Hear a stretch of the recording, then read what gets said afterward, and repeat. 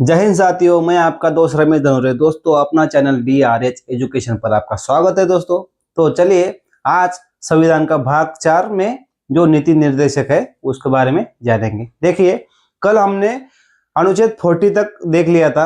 आज हम अनुच्छेद 41 से आगे देखने वाले हैं। ठीक है, तो चलिए एक एक करके शुरू करेंगे। तो दोस्तों, अनुच्छेद 41 क्या कहता है दोस्तों कि काम, शिक्षा और सामाजिक सुरक्षा, मतलब बेरोजगारी, ठीक है, भारत में या राज्य में जितने भी नागरिक है, क्या उनको सबको काम मिल रहा है, क्या कोई बेरोजगार है या कोई विकलांग है, इसके बारे में ये सब देखता है। ठीक है, तो पूरा देखते हैं दोस्तों। बेरोजगारों के लिए कौशल प्रशिक्षण, पेंशन योजनाएं और बीमार और विकलांग लोगों के लिए सहायता। तो दोस्तों, जितने भी बेरोजगार है उनको एक कौशल प्रशिक्षण दिया जाएगा। दूसरा, जो भी अपने बुजुर्ग लोग हैं जो काम नहीं कर सकते, 60 ईयर कंप्लीट होके क्रॉस कर दिया, तो उनके लिए दोस्तों पेंशन लागू होगा। ठीक है, तीसरा क्या बोलता है दोस्तों कि जो बीमार है या विकलांग है, कुछ कुछ बीमारियां नॉर्मल नहीं रहती है, जो आप नॉर्मल लोगों के साथ घूम सकते हैं, ऐसी नहीं रहती है, तो उनके लिए राज्य सरकार या केंद्र सरकार को सहायता करेगी। तीसरी बात, विकलांग लोग, तो आपको पता ही है कि उनके लिए साइकिल दिया जाता है, ठीक है, गाड़ी दी जाती है या कभी कभी स्कूटी दिया जाता है। तो विकलांग लोगों के लिए वो क्या हेल्प कर सकते हैं, इस बारे में वो सोचते हैं। ठीक है दोस्तों, अनुच्छेद 42 देखते हैं।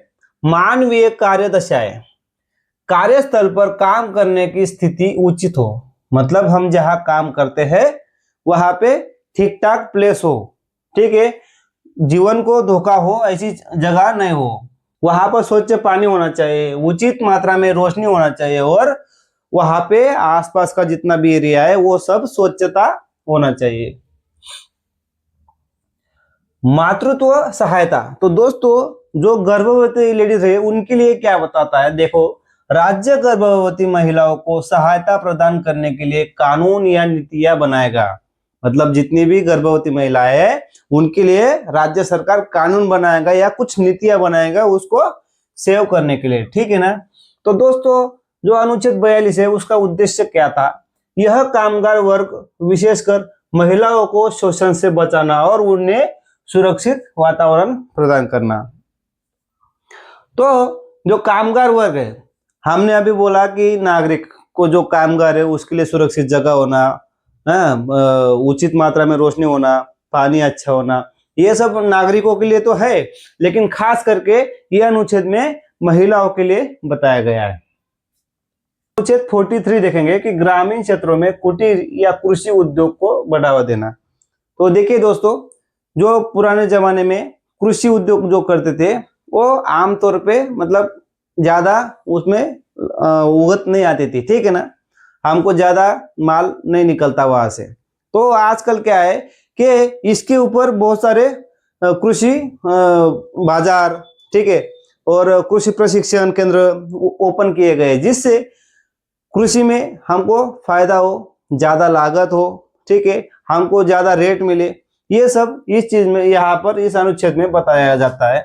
देखिए, निर्वाह मजदूरी, श्रमिकों को न केवल न्यूनतम मजदूरी मिले बल्कि इतना वेतन मिले जिससे वे गरिमापूर्ण जीवन जी सके, जैसे कि भोजन, ठीक है, थोड़ा रहने लायक घर होना, उनका स्वास्थ्य और सुविधा प्राप्त हो, मतलब उनकी स्वास्थ्य के लिए एक सरकारी अस्पताल गांव में या नियरेस्ट ओपन हो।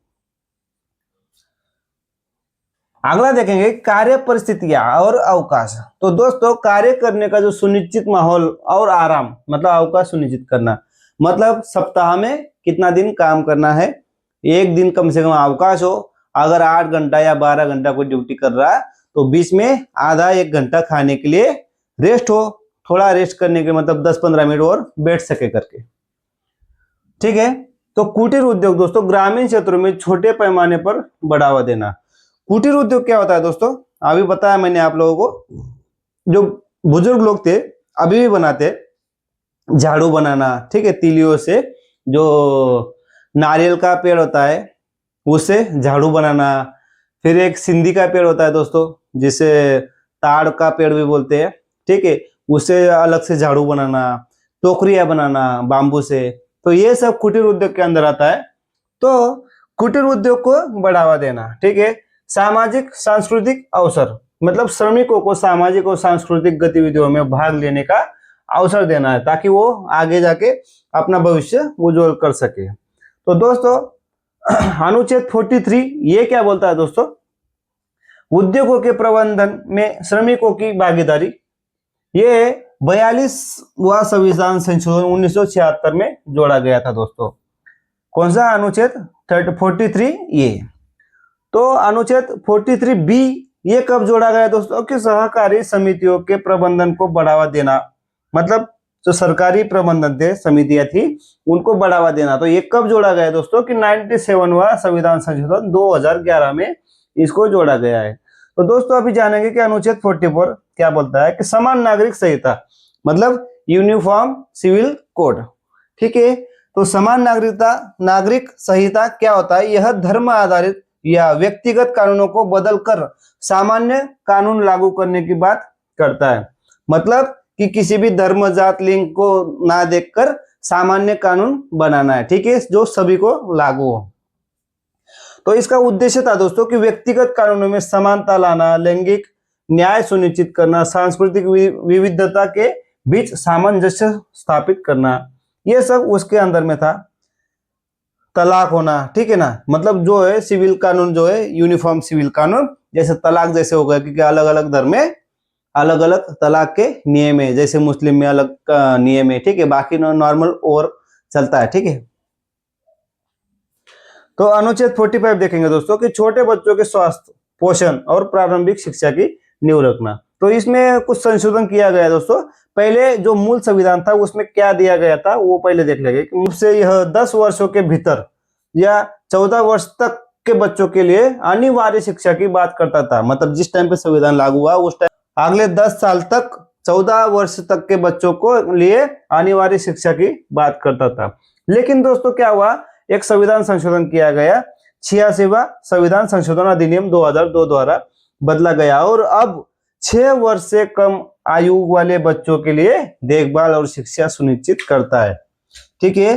अभी अगर किसी ने पूछा सवाल 6 वर्ष तक की कम आयु के बच्चों के लिए देखभाल या शिक्षा का सुनिश्चित करना, ये कौन से अनुच्छेद में 45वें, ठीक है ना।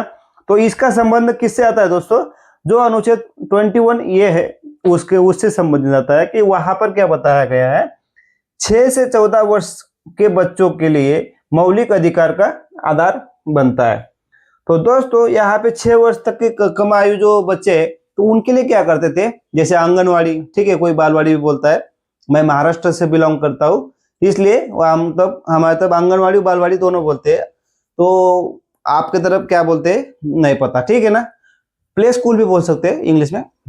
तो उनके लिए खाने के लिए प्रबंध किया जाता है, जैसे खिचड़ी हो गया, ठीक है, अंडा हो गया, कुछ नमकीन टाइप का, दलिया टाइप का कुछ मिलता है, इस टाइप के चीजें मिलती है। मतलब उनको खाना से लेकर शिक्षा तक, मतलब उसी आंगनवाड़ी में गाना, ठीक है, कुछ खिलौने खिलाना, इस टाइप का काम चलता है।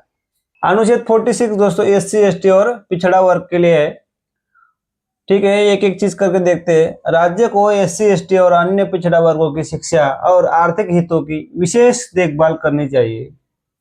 इन वर्गों को सभी प्रकार के सामाजिक अन्याय और शोषण से बचाना।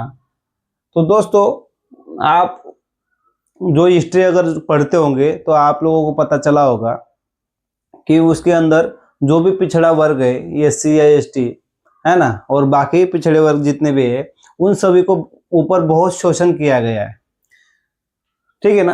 तो उनके ऊपर बहुत सारे अन्याय होते थे, बहुत सारा शोषण होता था, तो इसलिए उनके लिए ये अनुच्छेद 46 बनाया गया है। तो दोस्तों इसके ऊपर गांधी जी जो थे, गांधीवादी सिद्धांत, उनके विचारों का प्रभाव इसके ऊपर पड़ा है। तो देखते हैं कि यह गांधीवादी सिद्धांतों पर आधारित है जो सामाजिक न्याय और समानता को बढ़ावा देता है। इसके तहत इनको छात्रवृत्ति, आरक्षण और कल्याणकारी योजना देती है। अभी अनुच्छेद 47 देखेंगे दोस्तों, स्वस्थ और नशा मुक्ति, राइट टू हेल्थ, ठीक है। इसके पॉइंट्स क्या है, राज्य लोगों के स्वास्थ्य बेहतर बनाए और कुपोषण को दूर करने के लिए काम करेगा। राज्य के स्वास्थ्य के हानिकारक नशीली दवाओं और शराब पर प्रतिबंध लगाने का निर्देश देगा। ठीक है, तो दोस्तों आप देखते होंगे कि गुजरात और बिहार में फिलहाल दारू बंदी है, लेकिन फिर भी उस स्टेट के लोग बाहर जब भी जाते हैं, किसी स्टेट में जाते हैं तो पी लेते हैं, या कोई छुप छुपा के बैग में अपना अपना 1-2 बॉटल लेके जाते हैं और कुछ दिनों तक पीते हैं, लेकिन वहां पे दारू मिलना मुश्किल है। ठीक है, बंदी कर दिया है। तो अगला पॉइंट देखें कि लोगों के जीवन स्तर को बढ़ावा देना राज्य का प्राथमिक कार्य है। मतलब अनुच्छेद 47 के तहत जो लोगों का जीवन स्तर है उसको बढ़ावा देना यही राज्य का प्रथम कार्य है। दोस्तों अनुच्छेद 40 देखते हैं कि गाय, दुधारू प्राणी और पशुपालन, इसके लिए अनुच्छेद 48 है। तो गायों और बछड़ों और अन्य दुधारू जानवर और खेती काम में आने वाले जानवरों की हत्या को रोकने के लिए निर्देश देता है। कौन देता है? राज्य देता है। ठीक है, यह आगे कृषि और पशुपालन को आधुनिक और वैज्ञानिक तौर तरीके से संगठित करने का भी उल्लेख करता है। अनुच्छेद 49 देखेंगे दोस्तों कि राष्ट्रीय स्मारक, ऐतिहासिक स्थान और कलात्मक वस्तुओं की सुरक्षा। तो दोस्तों दो राष्ट्रीय स्मारक है या ऐतिहासिक स्थान है, तो इनकी सुरक्षा कैसे करेंगे दोस्तों? देखो बहुत सारे लोग हैं कि जिस टाइम पे इनकी सुरक्षा नहीं होती थी तो बहुत सारी तोड़फोड़ हुई है। आप ऐतिहासिक जितने भी किले हैं, ठीक है, कुछ मंदिर है, तो उनके पास जाके देखो, जो मुगलों का साम्राज्य था या उससे पहले मुस्लिम शासन था, उस टाइम पे बहुत सारी तोड़फोड़ की गई है, बहुत सारे किलों को तोड़ा गया है। तो यह उनकी सुरक्षा के लिए है। तो बोलता है कि यह भारत की सांस्कृतिक और ऐतिहासिक विरासत को भावी पीढ़ियों के लिए संरक्षित रखने के लिए अत्यंत महत्वपूर्ण है। मतलब जो भी राष्ट्रीय स्मारक है, ऐतिहासिक स्थान है, कलात्मक वस्तु है, उनकी सुरक्षा के लिए कौन सा अधिनियम बनाया गया है? 1958।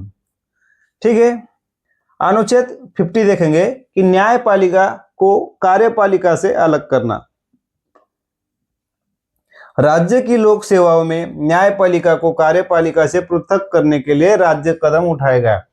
देखिए दोस्तों, न्यायपालिका यानी कोर्ट, ठीक है, और कार्यपालिका जैसे पुलिस हो गया, उच्च अधिकारी हो गया। दोस्तों अनुच्छेद 51 देखेंगे।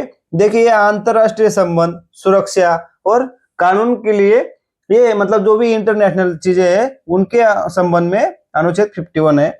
तो क्या क्या है देखेंगे कि राज्य अंतरराष्ट्रीय शांति और सुरक्षा को बढ़ावा देने का प्रयास करेगी।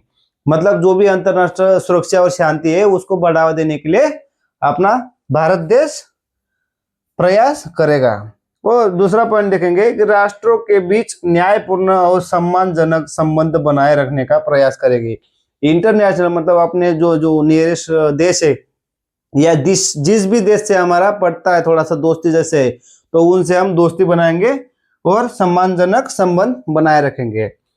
तीसरा पॉइंट देखेंगे, संगठित लोगों की आपसी व्यवहारों में अंतरराष्ट्रीय कानून और संधि दायित्वों के प्रति सम्मान के बढ़ावा देगा।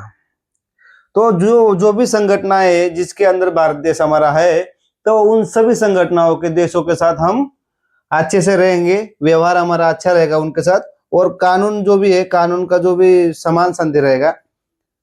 चौथा पॉइंट देखेंगे, हमारे जो भी अंतरराष्ट्रीय विवाद है दोस्तों, तो उनको निपटने के लिए एक मध्यस्थता को प्रोत्साहित करेंगे। मतलब जैसे दो देशों में अगर कोई विवाद चल रहा है तो आस पड़ोस के या भी उनके जो दोस्त देश थे, देखे वो देश मिलकर एक मीटिंग ले सकते हैं, उनको समझौता तौर पर अलग अलग कर सकते हैं, मतलब उनका युद्ध रोक सकते हैं। तो दोस्तों अगर मेरा वीडियो अच्छा लगता है तो लाइक कमेंट शेयर जरूर करें, मेरे चैनल को सब्सक्राइब जरूर करें दोस्तों। ठीक है, धन्यवाद दोस्तों, जय हिंद।